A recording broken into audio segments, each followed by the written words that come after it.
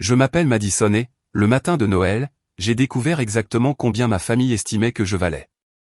Il n'y a pas eu de cris, pas d'assiette cassée, pas de crise dramatique. Juste ma mère s'essuyant les mains sur un tablier de fête, se tournant vers moi comme si elle me demandait de lui passer le sel. « Nous avons vendu ta Tesla », a-t-elle dit. « Et nous avons vidé tes économies. Ta sœur a besoin d'un acompte pour son appartement. » Une seconde plus tard, mon père m'a glissé un papier dans la main, sa voix basse et froide d'une manière que je n'avais jamais entendue auparavant. « Signe en tant que garante pour elle », a-t-il dit. « Ou tu peux commencer à chercher un autre endroit où vivre. » Personne ne m'a demandé combien de gardes doubles j'avais faites pour acheter cette voiture. Personne n'a mentionné les nuits où je rentrais à moitié endormi de mon travail pendant que ma sœur dormait jusqu'à midi. Ils n'ont pas dit merci. Ils n'ont même pas dit pardon. C'était comme si mon travail, mon argent, mon avenir leur avaient toujours secrètement appartenu. J'ai senti quelque chose se briser en moi, mais ce n'était pas le genre de cassure qui explose. C'était silencieux. Je n'ai pas discuté. Je n'ai pas pleuré. Je ne leur ai pas offert le spectacle auquel ils se préparaient clairement. J'ai plié le papier une fois, je l'ai glissé dans ma poche, je suis monté à l'étage et j'ai commencé à faire mes valises. Si mes propres parents pouvaient me traiter comme un compte bancaire sur pattes, alors cet endroit n'était plus ma maison. J'ai quitté cette maison sans rien signer. J'ai laissé derrière moi plus de choses qu'ils ne le réalisaient. Le lendemain, ils ont trouvé le mot que j'avais laissé sur la table de la cuisine. Maintenant, ma sœur panique, et elle a de très bonnes raisons de le faire. Avant de vous dire ce qu'il y avait réellement dans ce mot et comment tout a commencé à s'effondrer, restez avec moi. Si vous avez déjà eu l'impression que votre famille choisissait quelqu'un d'autre plutôt que vous, écoutez attentivement. Abonnez-vous et dites-moi dans les commentaires ce que vous auriez fait à ma place. Parce que ma vengeance n'a pas commencé par un cri. Elle a commencé avec un stylo. L'air froid m'a giflé le visage à la seconde où je suis sorti, mais il me semblait tout de même plus chaud que la cuisine que je venais de quitter. J'ai traversé la rue sans vraiment voir les décorations ni la fausse neige dans les vitrines des magasins. Mon cerveau bourdonnait trop fort. J'ai fini par atterrir dans le petit café à quelques pâtés de maison de là, celui où j'avais l'habitude de me réfugier après mes gardes de nuit. Le barista m'a reconnu et a souri, mais cette fois, je n'avais pas l'énergie de lui rendre son sourire. J'ai commandé la première chose qui m'est venue à la bouche et je me suis affalé sur un siège dans un coin. Le papier de garant non signé était toujours froissé dans mon poing. Pendant une minute, je l'ai juste fixé. Mes parents pensaient vraiment pouvoir me menacer pour que je cède mon avenir le matin de Noël. Signeriez-vous une chose pareille juste pour garder un toit au-dessus de votre tête? Resteriez-vous dans une maison où vos économies peuvent disparaître du jour au lendemain parce que, la famille avant tout? Ou partiriez-vous comme je l'ai fait? Quand mes mains ont enfin cessé de trembler, j'ai sorti mon téléphone. La première notification en haut de l'écran m'a noué l'estomac. Votre mot de passe de banque en ligne a été modifié avec succès. Je n'avais rien changé. Mes doigts ont volé sur l'écran et, après un appel paniqué à la banque, la vérité a éclaté. Quelqu'un s'était connecté à mon compte la nuit précédente depuis l'adresse IP de ma maison. Ma surprise de Noël avait été planifiée bien avant mon réveil. La colère a brûlé à travers le choc. Il ne s'agissait pas seulement d'aider ma sœur. C'était calculé. Ils avaient agi dans mon dos, changé mon mot de passe et transféré de l'argent comme si de rien n'était. Et soudain, ce papier dans ma main ressemblait moins à une simple faveur familiale qu'à une arme chargée. J'ai ouvert une nouvelle note sur mon téléphone, de la même manière que je le faisais toujours quand le travail me stressait. Mais au lieu de me plaindre de clients agaçants ou de délais serrés, j'ai tout noté. Les dates, les montants, l'heure à laquelle j'ai reçu l'email de la banque, ce que ma mère a dit, ce dont mon père a menacé. J'ai même écrit les mots exacts qu'ils ont utilisés, signe en tant que garante pour elle ou cherche un autre endroit où vivre. Si jamais quelqu'un essayait de me traiter de drama queen, je voulais la preuve que je n'inventais rien de tout cela. Avez-vous déjà eu ce moment où votre cerveau passe de « Pourquoi cela m'arrive-t-il » à « D'accord, si vous voulez jouer à ce jeu, je vais apprendre les règles mieux que vous ?» C'est exactement ce qui s'est passé alors que j'étais assise là, avec mon chélat qui refroidissait. Je travaillais dans une start-up technologique. Je m'y connaissais en empreinte numérique, en adresse IP et je savais à quel point les choses pouvaient devenir laides quand de l'argent et des signatures étaient impliqués. Si mes parents voulaient me traiter comme un portefeuille sur pattes, je pouvais traiter cela comme un dossier juridique. J'ai rédigé un email à la banque pour clarifier que je n'avais autorisé aucun transfert et que je ne me porterai garante pour aucun prêt ou appartement associé à ma sœur. J'ai joint des captures d'écran, j'ai noté les heures exactes, tout. Mes doigts ont plané au-dessus du bouton d'envoi pendant un long moment. Allais-je vraiment aller jusqu'au bout? Allais-je vraiment transformer mes propres parents en suspects au lieu de sauveurs? Mais ensuite, j'ai vu la ligne sur mon relevé bancaire, le montant total vidé de mes économies. Ce chiffre représentait des années de vacances annulées, de déjeuners bon marché et de refus envers moi-même pour pouvoir enfin dire oui à un avenir stable. C'est à ce moment-là que ma culpabilité est finalement morte. J'ai cliqué sur envoyer. Puis, pour la première fois de la journée, j'ai souri. Cette nuit-là, je suis retourné à la maison une dernière fois pendant qu'il dormait, j'ai emballé le reste de mes affaires et j'ai laissé un court mot manuscrit au centre de la table de la cuisine, là où il ne pourrait pas le rater. Je n'ai pas tout expliqué. J'ai juste choisi une phrase qui ferait mal d'une manière qu'il ne verrait pas venir. Le lendemain matin, ce mot serait la première chose qu'il verrait, et la raison pour laquelle ma sœur commencerait à paniquer. Ma nouvelle chambre était à peine assez grande pour un lit, un bureau et une armoire bon marché qui grinçaient à chaque fois que je l'ouvrais. Mais c'était le premier espace de ma vie qui me semblait vraiment être le mien. Personne ne pouvait déverrouiller la porte sans ma permission. Personne ne pouvait vider mes tiroirs ou mon compte bancaire tout en appelant cela « aider la famille ». L'odeur de la peinture fraîche se mélangeait à celle des nouilles instantanées et du café bon marché. Et d'une certaine manière, cette combinaison semblait plus honnête que la cannelle et le pain ne l'avaient jamais été. Je m'y suis effondré cette première nuit, m'attendant à moitié à ce que mon téléphone explose de messages. Quand je l'ai enfin vérifié le lendemain matin, mes notifications étaient une véritable tempête. Des appels manqués de maman, de papa et de la maison. Une série de textos d'un numéro inconnu dont je savais au fond de moi qu'il appartenait à ma sœur. Et un email de la banque avec pour objet, urgent, activité du compte en cours de révision. Les textos de la famille se mélangeaient tous. Où es-tu? Nous devons en parler, qu'est-ce que ce mot est censé signifier? Et mon préféré, de la part de mon père, ce n'est pas comme ça que les adultes gèrent les problèmes. Vraiment?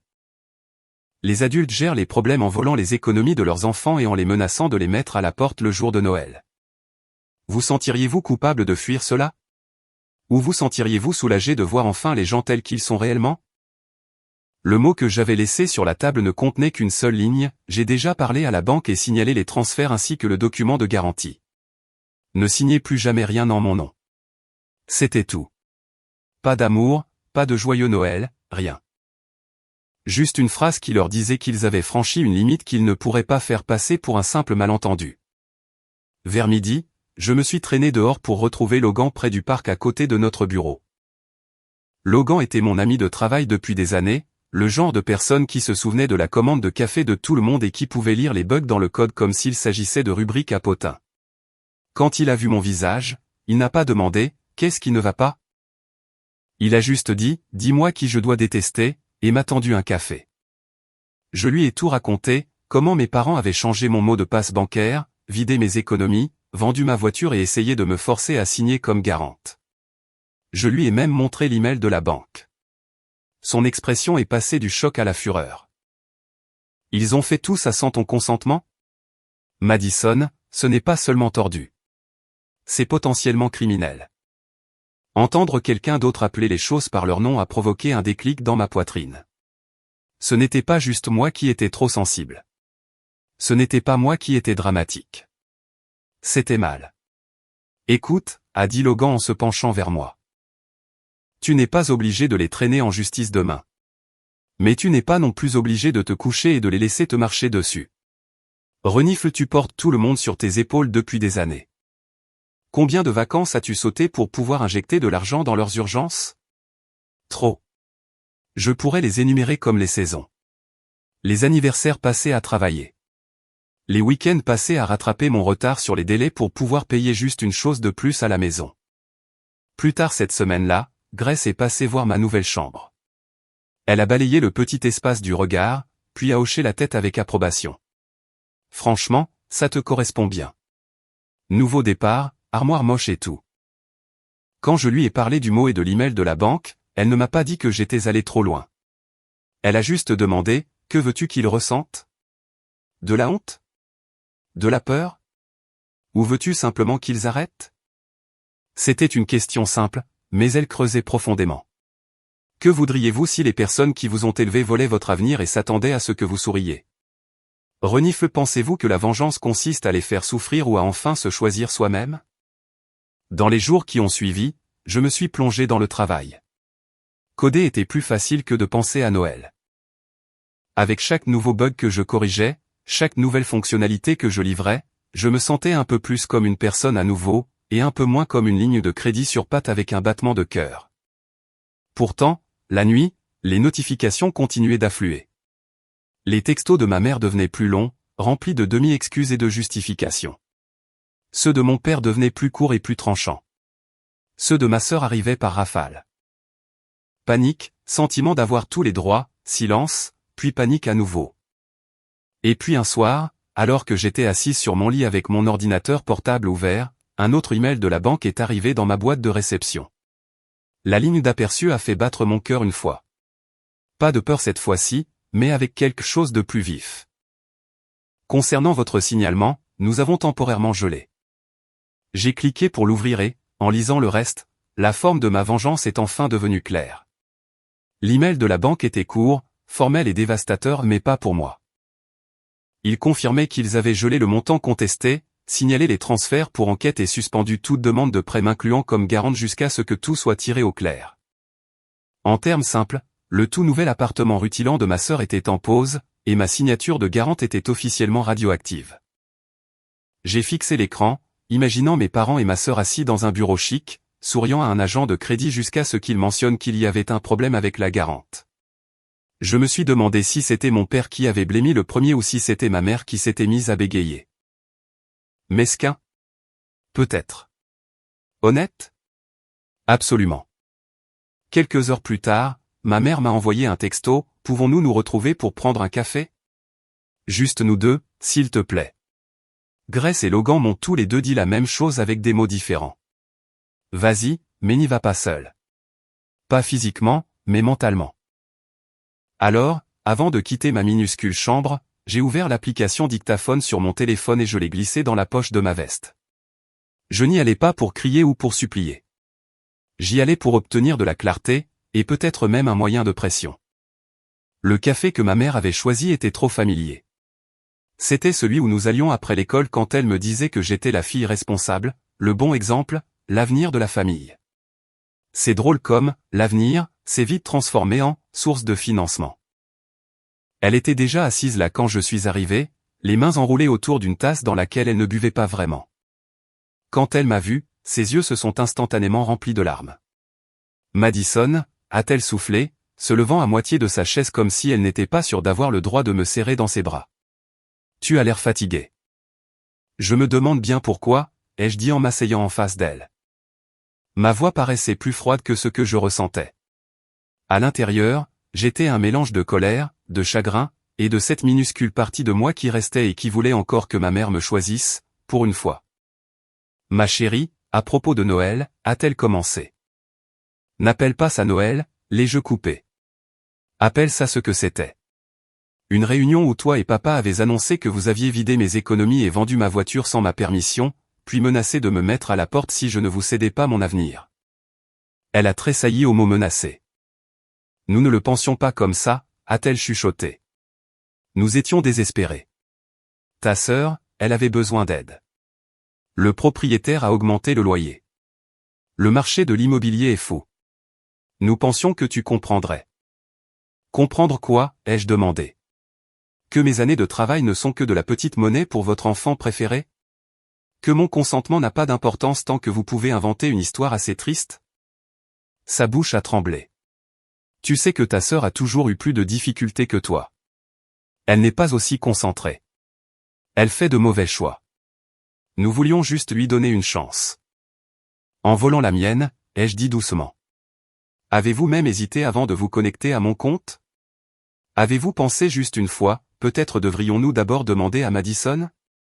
Ou était-ce plus facile de supposer que je vous pardonnerais comme je le fais toujours? Le silence s'est installé entre nous comme une troisième personne à table. C'était le moment où elle avait l'habitude de renverser la situation, de se poser en victime, de me dire à quel point être parent était difficile, à quel point je ne comprenais pas les sacrifices qu'ils avaient faits. Je m'y suis préparé. Au lieu de cela, elle a chuchoté, je sais que ce que nous avons fait a l'air terrible sur le papier, mais nous sommes une famille. Nous pensions que tu signerais. Nous n'avons jamais pensé que tu nous dénoncerais. Ses yeux se sont remplis de quelque chose entre la peur et l'accusation. La banque a appelé ton père. Ils ont gelé l'argent. Ils posent des questions. Veux-tu vraiment traîner tes propres parents dans des problèmes judiciaires? Avez-vous déjà remarqué comment les personnes qui vous blessent aiment parler de la famille uniquement lorsqu'elles ont peur des conséquences? Renifle si vos parents vidaient votre compte et s'attendaient à une loyauté aveugle, les protégeriez-vous des retombées ou les laisseriez-vous les subir? Je ne vous ai traîné nulle part, ai-je répondu. Vous y êtes allé tout seul quand vous avez franchi la limite. Je n'ai fait qu'allumer la lumière. Elle a dégluti difficilement. Le prêt de ta sœur pourrait tomber à l'eau, ainsi que la compte. Nous ne pourrons pas le récupérer si la banque annule tout. Elle est terrifiée. Elle dit qu'elle ne peut pas dormir. Elle pleure toute la nuit. Est-ce cela que tu voulais?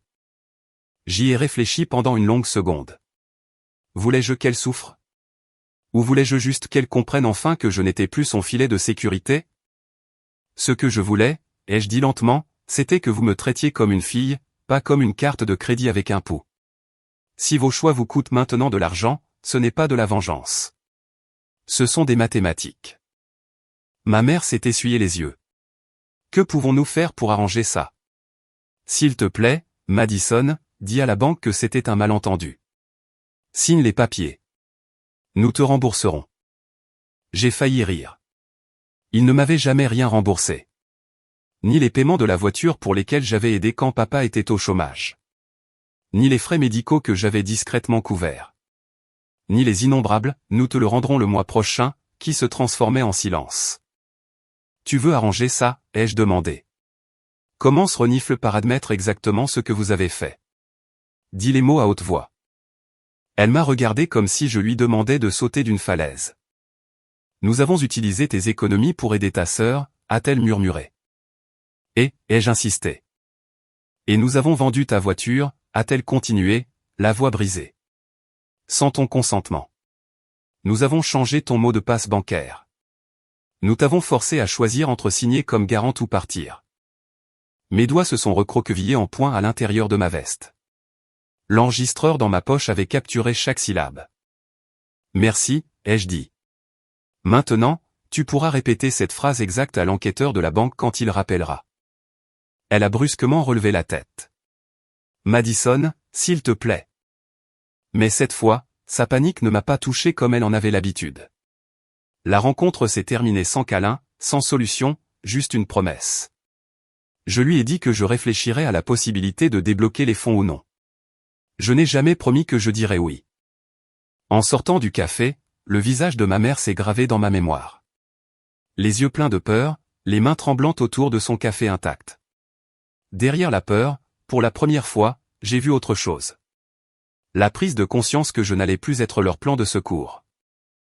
Ce que je ne savais pas encore, c'est que pendant que ma mère pleurait dans un café, ma sœur planifiait déjà un autre genre d'attaque en ligne.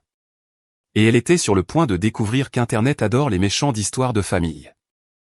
Quelques jours après cette rencontre au café, j'étais étalé sur mon lit grinçant, à faire défiler l'écran de mon téléphone, essayant de me distraire avec des vidéos stupides.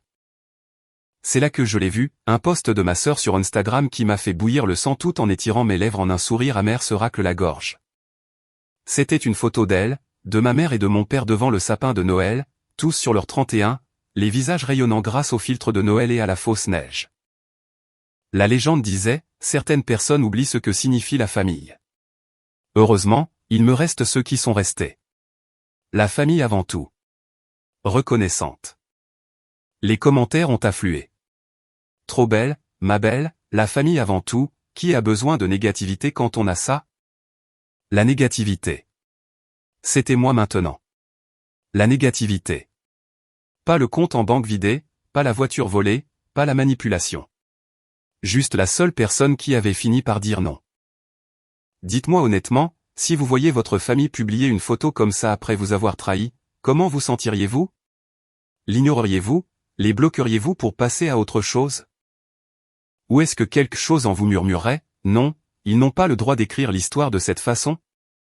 J'ai pris une capture d'écran, puis une autre quand ma sœur a répondu aux commentaires de quelqu'un, la vraie famille est là quand ça compte, se racle la gorge pas quand il y a de l'argent en jeu, l'audace m'a presque fait rire. L'argent était littéralement l'unique raison pour laquelle tout cela se produisait. Mes messages privés ont ensuite commencé à se remplir. Des amis et des cousins m'ont envoyé la publication avec des émojis aux yeux écarquillés. Quelques-uns ont demandé « ça va ?»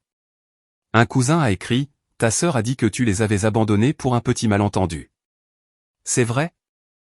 Un petit malentendu. Au lieu de répondre, j'ai fait quelque chose que je n'avais jamais fait auparavant. J'ai raconté ma version des faits en premier. J'ai ouvert un nouveau compte anonyme et j'ai publié une longue histoire détaillée sur un subreddit et quelques forums que je savais friands de drames familiaux compliqués. Je n'ai cité ni nom ni lieu. J'ai juste exposé les faits. Le matin de Noël, la voiture, le changement de mot de passe, les menaces, le mot, l'enquête de la banque. J'ai posé une simple question à la fin, si vous étiez à ma place, leur pardonneriez-vous ou laisseriez-vous les conséquences suivre leur cours, renifle. Les réponses ont été brutales et valorisantes. Des milliers d'inconnus ont donné leur avis. Ils ont traité mes parents de voleurs, de manipulateurs, de bourreaux émotionnels. Ils ont traité ma sœur d'enfant gâté qui se croit tout permis, un véritable signal d'alarme ambulant en botug. Plus important encore, ils ont dit que j'étais saine d'esprit d'être parti. Pendant que cette tempête se préparait en ligne, Grace a suggéré une escapade d'un week-end à la montagne. Tu as besoin de distance, a-t-elle dit. Et de Wi-Fi. On pourra crier à ce sujet ensemble depuis un chalet si on le doit. Alors, nous avons réservé un endroit bon marché, jeté des vêtements dans des sacs et pris la route. Pendant le trajet, mon téléphone a vibré sans arrêt. C'était ma sœur, enfin, que as-tu dit à la banque? Ils disent qu'il y a une enquête. Mon prêt est suspendu. Règle ça. Règle ça. Pas de, s'il te plaît. Pas de, je suis désolé. Juste le même ordre qu'elle utilisait toujours quand je la sortais de ses décisions stupides. J'ai tapé et effacé 3 réponses différentes avant de me décider pour la vérité, je leur ai dit exactement ce qui s'est passé. Elle a explosé. Tu gâches ma vie. Tu fais ça par jalousie. Tu as toujours détesté que maman et papa essaient de m'aider. Tu vas sérieusement faire capoter un appartement pour de l'argent? J'ai fixé ce dernier message pendant un long moment. Pour de l'argent? Comme s'il n'était pas aussi question de respect, de limite, de consentement et de simple décence. Comme s'il ne s'agissait pas de chaque fois où l'on m'avait dit de comprendre, pendant qu'il m'utilisait comme filet de sécurité. Je n'ai pas répondu tout de suite. Au lieu de cela, j'ai regardé mon post anonyme grimper de plus en plus haut en ligne. Des gens le reprenaient dans leurs vidéos, réagissaient, disséquaient chaque détail. Imaginez vendre la voiture de votre enfant et ensuite le traiter de drama queen parce qu'il est contrarié. Un créateur a déclaré, ce n'est pas une famille. C'est un braquage. Le lendemain matin, je me suis réveillé dans le chalet avec une série de nouveaux messages de ma mère.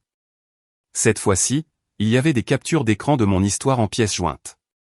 Quelqu'un avait reconnu la situation et la lui avait envoyée. C'est toi qui as écrit ça, exigeait-elle de savoir.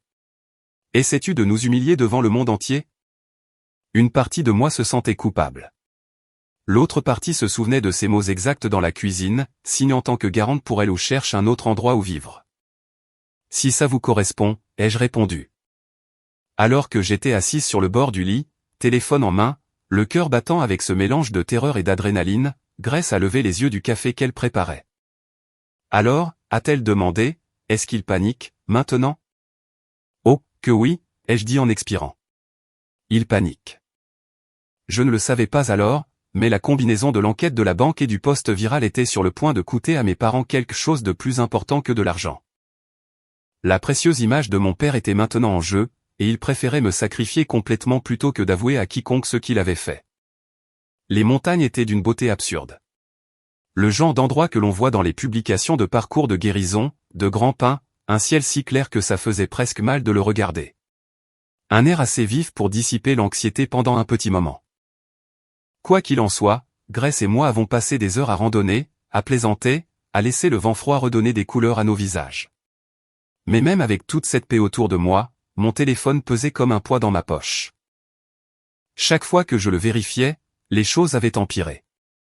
Mon post anonyme avait explosé encore plus. Quelques comptes locaux, le genre qui adorait les commérages de la ville, avaient commencé à faire le lien. Ne s'agit-il pas de cette famille avec la fille dans la tech et la sœur fêtarde, a demandé un commentaire.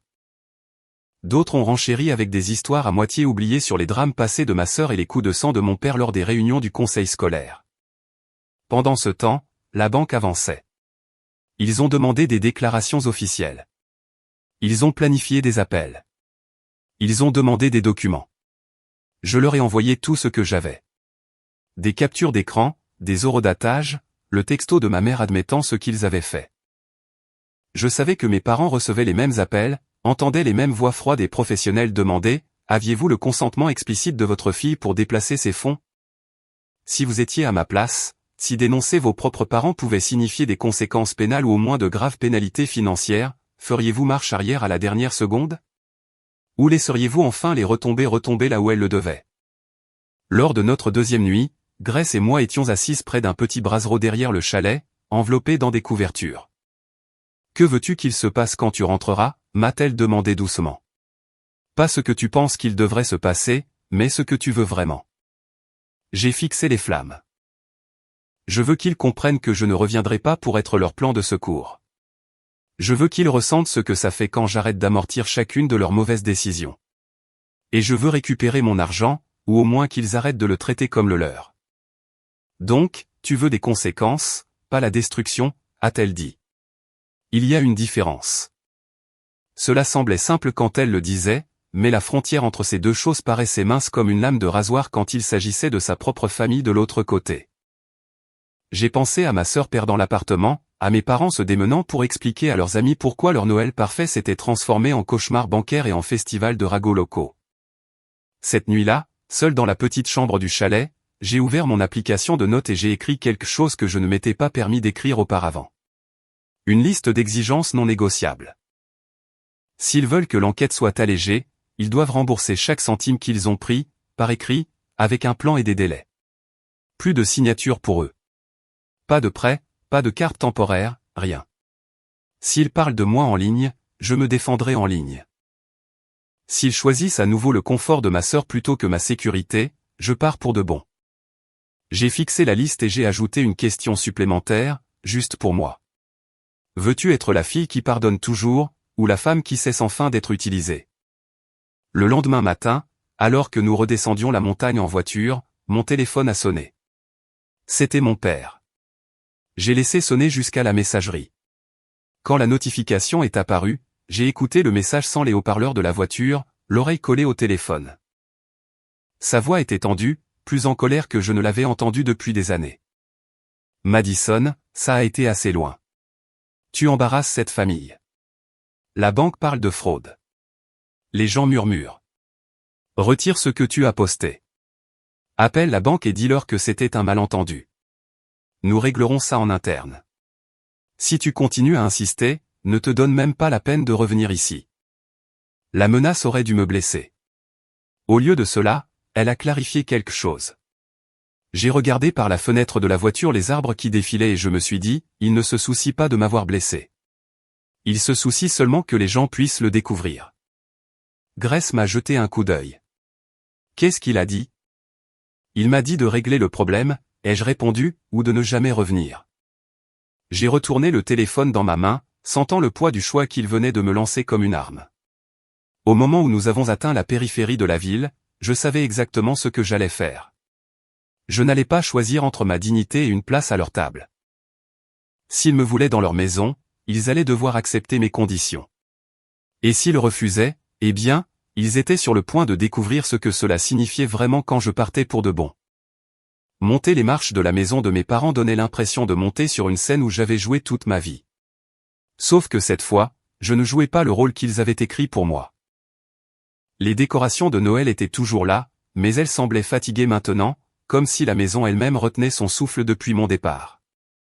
Quand j'ai ouvert la porte, l'odeur familière de pain et de cannelle s'est précipitée à ma rencontre. Mais elle ne me réconfortait plus. Elle me rappelait juste tous les efforts qu'ils avaient déployés pour que les choses aient l'air parfaites, alors que tout pourrissait en dessous. Ils étaient tous dans le salon, tout comme la dernière fois où je les avais surpris en train de rire. Sauf que cette fois-ci, personne ne riait. Ma mère serrait un mouchoir.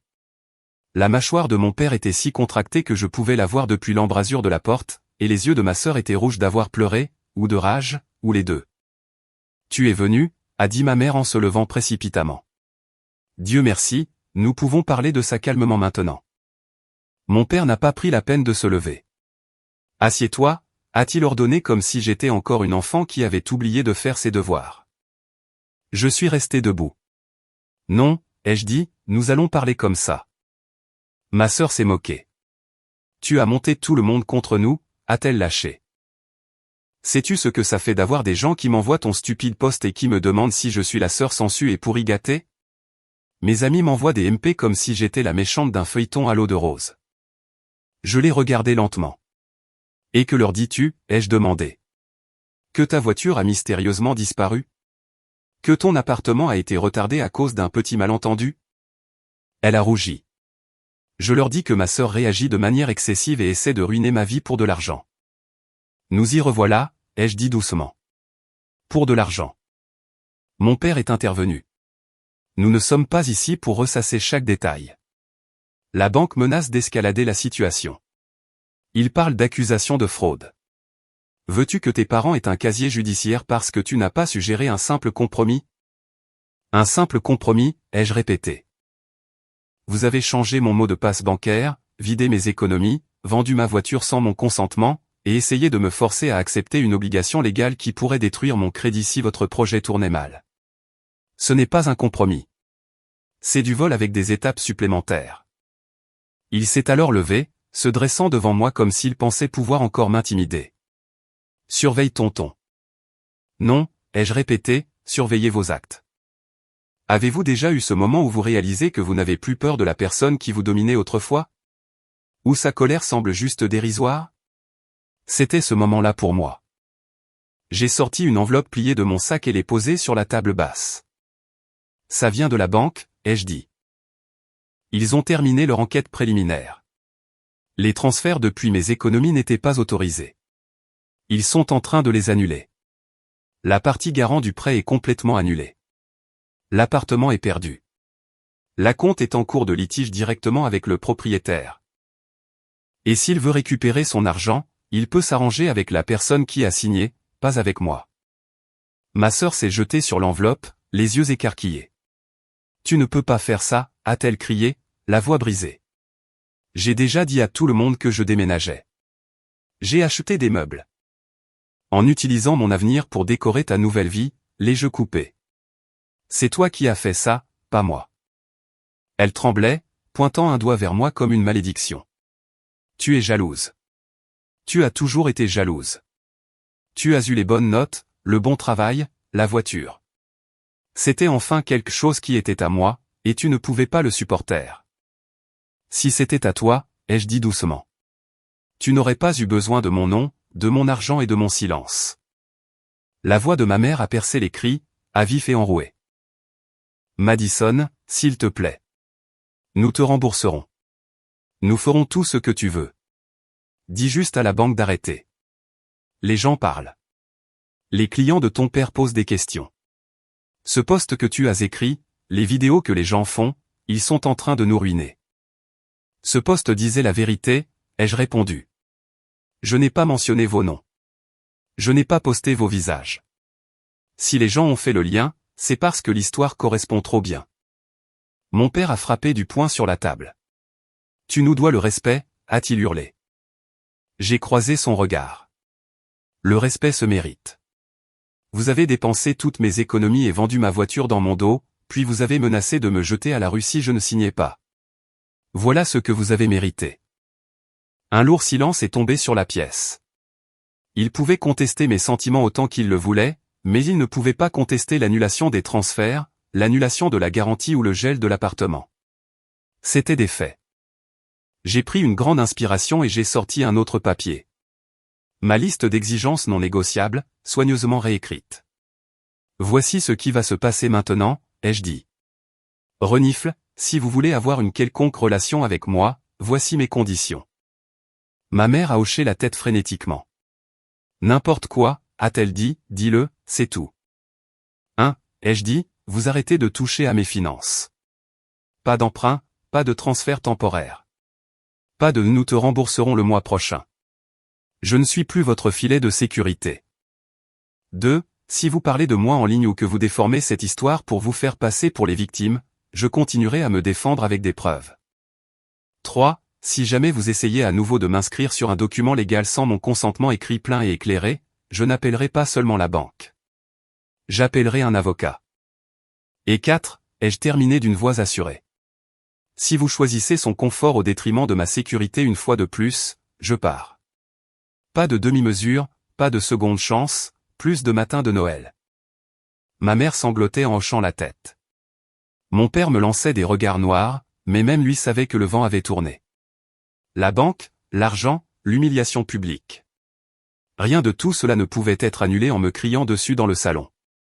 Ma sœur s'est laissée retomber sur le canapé, fixant l'enveloppe comme s'il s'agissait d'un serpent.